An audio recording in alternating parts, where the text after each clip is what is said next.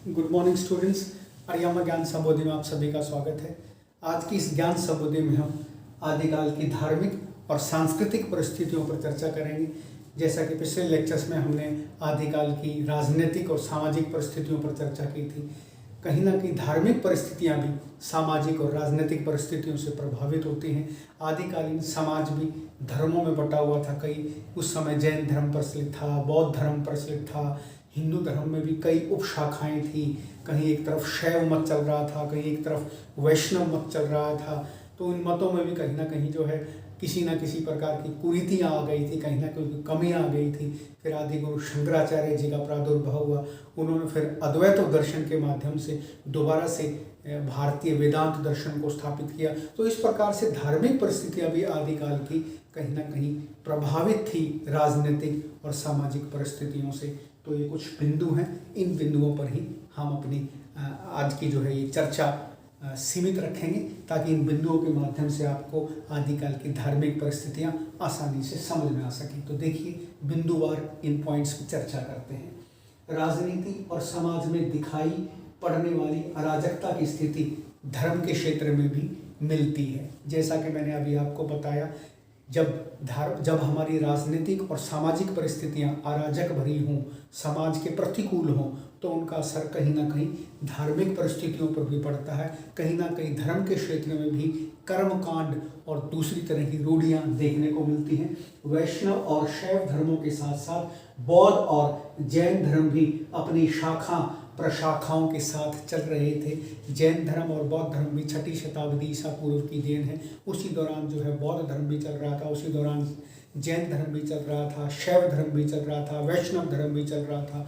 तो कहीं ना कहीं इन धर्मों की शाखाएं प्रशाखाएं चल रही थी और उनमें कहीं ना कहीं अलग अलग तरह के कर्मकांड किए जा रहे थे। बौद्ध धर्म के अनुयायी महायान, हीनयान, वज्रयान और मंत्रयान शाखाओं प्रशाखाओं में बढ़कर चमत्कार दिखा रहे थे। बौद्ध धर्म की कई शाखाएं थी, जिसमें हीनयान शाखा थी, बौद्धयान जिसमें महायान शाखा थी, वज्रयान शाखा थी, मंत्रयान शाखा थी। तो इन शाखाओं में भी कहीं ना कहीं जो है समाज के अंदर विभिन्न प्रकार के चमत्कार दिखा करके अपनी ओर आकर्षित करने की होड़ मची हुई थी। वे बौद्ध धर्म अपनी उस मूल आदर्श भावना से कहीं ना कहीं दूर हो गया था, जो महात्मा बुद्ध के समय बौद्ध धर्म में आदर्श भावना देखने को मिलती थी। बौद्ध धर्म की एक शाखा है वज्रयान। वज्रयान जो है तंत्र मंत्र से संबंधित थी। तो महात्मा बुद्ध ने जिस बौद्ध धर्म की स्थापना की थी उसमें तंत्र मंत्र का कोई स्थान नहीं था। तो कहने का तात्पर्य ये है कि युगीन परिस्थितियों ने कहीं ना कहीं बौद्ध धर्म पर भी प्रभाव डाला और जो है फिर बीच में शंकराचार्य जी को आकर के जो है अद्वैत दर्शन की स्थापना से वेदांत दर्शन को दोबारा से स्थापित करना पड़ा और बौद्ध धर्म को इस देश से बाहर जाना पड़ा। उसको भारत से बाहर जो है Cambodia, Vietnam, Laos, Japan, China, इस तरह के देशों में, बर्मा, यहाँ जा कर के बौद्ध धर्म फैला। भारत से फिर जो एक तरह से वो निकल गया। तो कहने का तात्पर्य ये है कि इन सामाजिक और राजनीतिक विषमताओं ने कहीं ना कहीं धर्म के क्षेत्र में भी अपना प्रभाव छोड़ा। इसके अलावा सिद्ध और नाथ पंथ का भी प्रचार उस समय चल रहा था। जैसा कि आपको पता है 84 सिद्ध हुए हैं। उनकी वाणी आदिकालीन साहित्य के अंदर कहीं ना कहीं दर्ज है। 9 नाथ हुए हैं, उनमें भगवान शिव को आदिनाथ माना जाता है। आपने गोरखनाथ जी का नाम सुना होगा, आपने मच्छिंद्र नाथ जी का नाम सुना होगा। गोरखनाथ जी गोरख बाणी नाम से उनका जो है एक प्राचीन काव्य देखने को मिलता है। तो ये सब आदिकालीन साहित्य था। उस दौरान जो है जैन धर्म भी था, बौद्ध धर्म भी था, वैष्णव धर्म भी था, शैव धर्म भी था, उस समय नाथ पंथ भी था, उस समय सिद्ध मत भी था। तो ये सारे मत आदिकाल की पृष्ठभूमि में कहीं ना कहीं अपने अपने तरीके से आगे बढ़ रहे थे।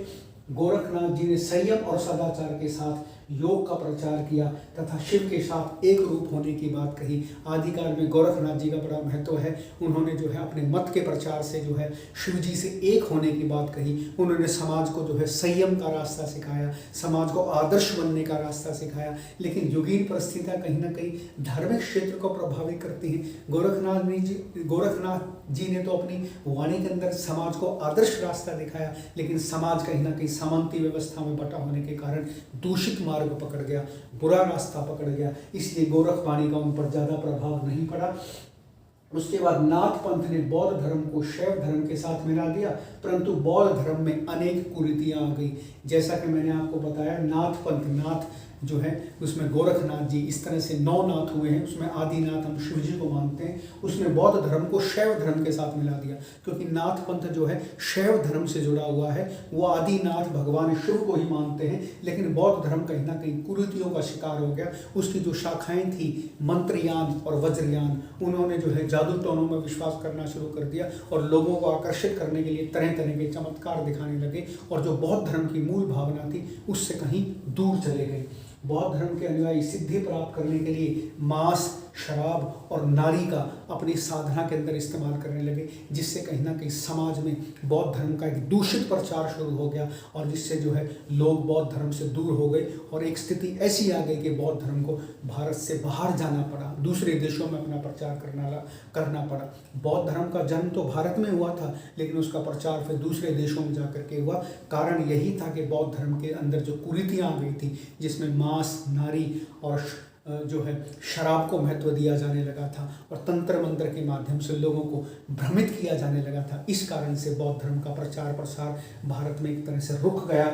आदि गुरु शंकराचार्य एक क्रांति दूत बनकर भारतीय धार्मिक क्षेत्र में आए। उन्होंने अद्वैत दर्शन के माध्यम से लोगों की सोच बदलने का एक महत्वपूर्ण कार्य किया। आदि गुरु शंकराचार्य ने दोबारा से वेदांत धर्म की स्थापना की।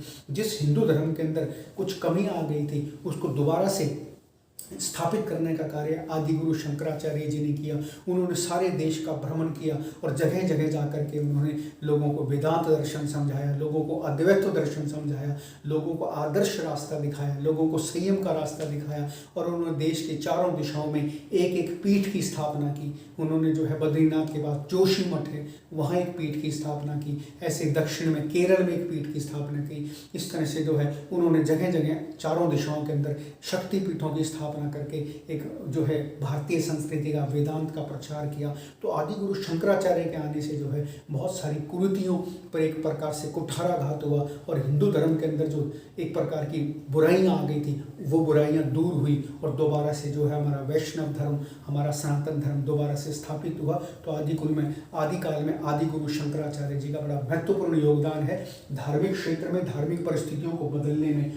शंकराचार्य जी ने वैदिक धर्म की पुनः स्थापना की और बौद्ध धर्म को इस देश की सीमा से बाहर निकालने में महत्वपूर्ण भूमिका निभाई। इस युग में धर्म अपना आदर्श रूप त्याग चुका था, जिसे दोबारा स्थापित करने में शंकराचार्य जी ने अपना योगदान दिया।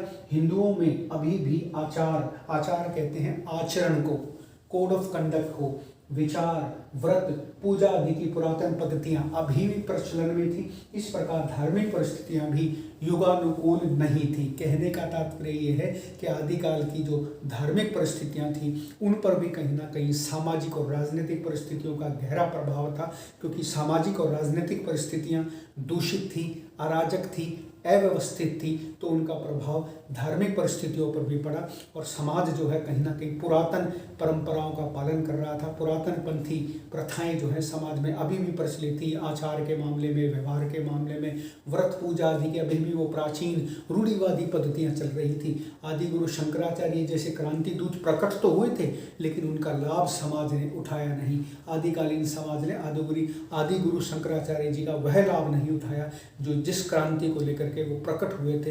तो कहने का तात्पर्य ये है कि आदिकाल की युगीन जो धार्मिक परिस्थितियां थी, वो भी कहीं ना कहीं राजनीतिक और आर्थिक परिस्थितियों की तरह जो है वो भी कहीं ना कहीं युगानुकूल नहीं थी, वो भी कहीं ना कहीं समाज के प्रतिकूल ही थी। अभी भी समाज के अंदर कर्मकांड थे, अभी भी समाज के अंदर कहीं ना कहीं बाह्य आचरण ऐसे थे जो सामाजिक मान्यताओं के अनुरूप नहीं थे।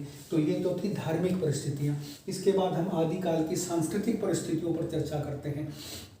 आदिकाल को हिंदू मुस्लिम संस्कृतियों के परस्पर मिलन का युग कहा जाता है। जैसा कि मैंने आपको बताया, आदिकाल में बहुत सारे मुस्लिम आक्रमणकारी भारत में आए थे। महमूद गजनवी आया था, मोहम्मद गौरी आया था, कुतुबुद्दीन ऐबक आया था, उसके बाद और भी मोहम्मद बिन कासिम आया था। तो वो अपने साथ अपनी संस्कृति को भी भारत में लेकर के आए थे, अपने साथ वो अपने इतिहासकारों को भी भारत में लेकर के आए थे। तो कुछ तो ऐसे थे जो भारत पर आक्रमण करके यहाँ लूटपाट मचा के वापस चले गए थे, और कुछ ऐसे आक्रमणकारी थे जिनको भारत में ही बसना अच्छा लगा। जिनको भारत की संस्कृति अपने अनुकूल लगी और वो भारतीय संस्कृति में ही रच बस गए, तो उस हिंदू मुस्लिम संस्कृति का जो परस्पर मेल मिलाप था वो इसकी सांस्कृतिक एक प्रकार से विरासत मानी जाती है। और हिंदू मुस्लिम संस्कृतियों के मिलन का आदिकाल कहीं ना कहीं आदर्श समय था। संगीत, चित्र, मूर्ति एवं भवन निर्माण आदि कलाएं पूर्ण रूप से विकसित अवस्था में थी। आदिकाल देखिए, राजनीतिक परिस्थिति भले ही उस समय की दूषित रही हो, धार्मिक परिस्थिति भी भले ही प्रतिकूल रही हो, सामाजिक परिस्थितियां भी भले ही अराजकता का शिकार हुई हों, लेकिन आदिकाल की सांस्कृतिक परिस्थितियां बड़ी भव्य थी। आदिकाल जो है सांस्कृतिक दृष्टि से बड़ा समृद्ध था। सांस्कृतिक दृष्टि से आदिकाल में कोई कमी नहीं थी। हिंदू मुस्लिम संस्कृतियों का मिलन हुआ था, हिंदू मुस्लिम वेशभूषा का मिलन हुआ था, हिंदू मुस्लिम व्यवहार का, भाषा का और उत्सवों का एक तरह से मिलन हुआ था। तो कहीं ना कहीं सांस्कृतिक दृष्टि से आदिकाल समृद्ध था। खजुराहो आपको पता है मध्य प्रदेश के छतरपुर में है, जो पुराने चंदेल राजाओं ने बनवाए थे। 7वीं शताब्दी के मंदिर हैं, भारत की प्राचीन विरासत है, वो आदिकाल की देन है। खजुराहो के मंदिर, पुरी, जगन्नाथपुरी, उड़ीसा में, ये भी आदिकाल के मंदिरों की वास्तुकला का सुंदर उदाहरण है। सोमनाथ गुजरात सौराष्ट्र में बड़ा प्रसिद्ध मंदिर है, जिस पर महमूद गजनवी ने 17 बार आक्रमण किए थे, वो भी आदिकाल की वास्तुकला का सुंदर नमूना है। बेलोर, कांची, तंजौर और माउंट आबू के जो प्रसिद्ध जैन मंदिर हैं, वे भी सब आदिकाल की भव्य रचनाएं हैं। तो आदिकाल, जैसा कि मैंने आपको बताया, सांस्कृतिक दृष्टि से काफ़ी समृद्ध काल था। सांस्कृतिक विरासत के रूप में आदिकाल की हमारे देश में काफ़ी महान विरासत है, महान धरोहर है। महमूद गजनवी जैसे लुटेरे भारत की सांस्कृतिक विरासत से आश्चर्यचकित थे, तभी 17 बार आक्रमण कर इसकी सांस्कृतिक भव्यता को नुकसान पहुंचाया। महमूद गजनवी और जितने भी आक्रमणकारी थे वो भारत की सांस्कृतिक विरासत से आश्चर्यचकित थे। यहाँ के मंदिरों में सोना लदा पड़ा था, यहाँ के मंदिरों में जो है टनों की जो है सोने की मूर्तियाँ थी। इसी चीज़ को आक्रमणकारियों ने प्रभावित किया और उन्होंने भारत के मंदिरों को अपना टारगेट बनाया। महमूद गजनवी ने सोमनाथ पर बहुत बार आक्रमण किए। पश्चिमी सीमा पर उसने करीबन 16 बार आक्रमण करके वहाँ की सांस्कृतिक विरासत को नष्ट किया और वहाँ के मंदिरों में लूटपाट की। धीरे धीरे हिंदू संस्कृति पर मुस्लिम संस्कृति का प्रभाव पड़ा, विशेषकर उत्सवों, वेशभूषा, खान पान पर। जैसा कि मैंने आपको बताया, जब भी कोई संस्कृति, विदेशी संस्कृति किसी नए देश में जाती है तो अपने साथ वो अपना कल्चर भी लेकर के जाती है, अपना खान पान भी लेकर के जाती है, अपनी वेशभूषा भी लेकर के जाती है। तो जितने भी आक्रमणकारी भारत में आए वो अपने साथ अपना खान पान भी लेकर के आए, वो अपने साथ अपनी वेशभूषा भी लेकर के आए, वो अपने साथ जो है अपनी तहजीब भी लेकर के आए, अपनी भाषा को भी लेकर के आए, अपने उत्सवों को भी लेकर के आए। तो जब एक नई संस्कृति पुरानी संस्कृति से मिलती है तो दोनों एक समय आने पर जो है आपस में मिल जाती हैं। तो हिंदुओं पर कहीं ना कहीं मुस्लिम संस्कृति का भी प्रभाव पड़ा, विशेषकर तीज त्योहारों पर, वेशभूषा पर, खान पान पर, भाषा पर और बहुत सारी ऐसी चीज़ें जो है आगे जा करके कहीं ना कहीं आपस में परस्पर मेल का भी कारण बनी। सारंगी और तबला ये विदेशी वाद्य यंत्र थे। जब ये भारत में विदेशियों के साथ भारत में आए तो कहीं ना कहीं भारतीय संगीत पर इन वाद्य यंत्रों का भी प्रभाव पड़ा। अमीर खुसरो जो है अपना एक नया जो है वाद्य यंत्र लेकर के आए, उससे जो है कहीं ना कहीं भारतीय संगीत पर प्रभाव पड़ा। भारत में एक नई मसनवी फारसी शैली का चलन हुआ काव्य के क्षेत्र में। मुस्लिम शासक मूर्ति पूजा के खिलाफ थे, फलस्वरूप मूर्ति कला का विकास रुका तथा इन शासकों द्वारा पुराने मंदिर नष्ट किए जाने लगे। जैसा कि मैंने आपको बताया, मुस्लिम संस्कृति बुत परस्ती में विश्वास नहीं करती है, मूर्तियों में विश्वास नहीं करती है। तो जब मुस्लिम आक्रमणकारी भारत में आए और वे यहाँ का शासन संभालने लगे, इस देश के शासक बन गए, तो उस समय जो है उन्होंने मूर्ति कला के विकास को रोक दिया। वो क्योंकि वो बुत परस्ती के खिलाफ है इस्लाम, तो उन्होंने क्या करा, जितने भी हमारे प्राचीन मंदिर थे उन मंदिरों में तोड़ फोड़ मचाई, उनकी मूर्तियों को तोड़ा। जैसा कि मैंने आपको बताया था पिछले लेक्चर में, महमूद गजनवी ने जो है सोमनाथ के मंदिरों पर बुरे तरीके से आक्रमण किया और वो सोमनाथ जी की मूर्ति को भी उठा करके गजनवी ले गया था। मंदिरों में बहुत बुरे तरीके से उसने मूर्तियों को तोड़ा था। तो ये मुस्लिम आक्रमणकारियों ने कहीं ना कहीं हमारी सांस्कृतिक विरासत को नुकसान पहुंचाने का तो प्रयास किया, लेकिन हमारी संस्कृति नष्ट नहीं। आज भी हमारी संस्कृति उसी प्रकार से अक्षुण्ण बनी हुई है जैसे कि 700 साल पहले या 7000 साल पहले थी। तत्कालीन विदेशी इतिहासकार अल बेरूनी पुराने ज़माने में क्या होता था कि जब कोई राजा इन्वेडर आक्रमणकारी किसी देश पर आक्रमण करता था तो अपने साथ वो इतिहासकार को भी लेकर के जाता था, ताकि वो उस समय का युद्ध का वर्णन इतिहास में दर्ज कर सके, उस राजा की उपलब्धियों को दर्ज कर सके। तो महमूद गजनवी के साथ आपको जैसा पता है अल्बेरूनी इतिहासकार आया था, तो उसने जब भारत के मंदिरों को देखा, भारत की वास्तुकला को देखा, भारत की जो है प्राचीन वास्तुशैली को देखा, जब उसने मूर्तियों पर इतनी सुंदर सुंदर मूर्तियां मंदिरों के दरवाजों पर देखी, गोपुरों पर देखी, तो वो आश्चर्यचकित हुए बिना नहीं रह सका और उसने अपने जो है ऐतिहासिक लेखों में भारत की सांस्कृतिक विरासत का जो है मुक्त कंठ से प्रशंसा की। उसने भारतीय संस्कृति की तारीफ की और विदेशों तक पहुँचाया कि भारत जो है एक भव्य सांस्कृतिक देश है। तो इस कारण भी जो है विदेशी आक्रमणकारी भारत की ओर प्रभावित हुए। उनको लगता था कि भारत के मंदिरों में बहुत सोना है, भारत के पास सांस्कृतिक विरासत काफ़ी समृद्ध है, तो इनकी सांस्कृतिक विरासत को लूट करके, इनका सोना चांदी लूट करके अपने आप को समृद्ध बनाएंगे। तो इसलिए भी बहुत सारे आक्रमणकारियों ने भारत पर आक्रमण किया।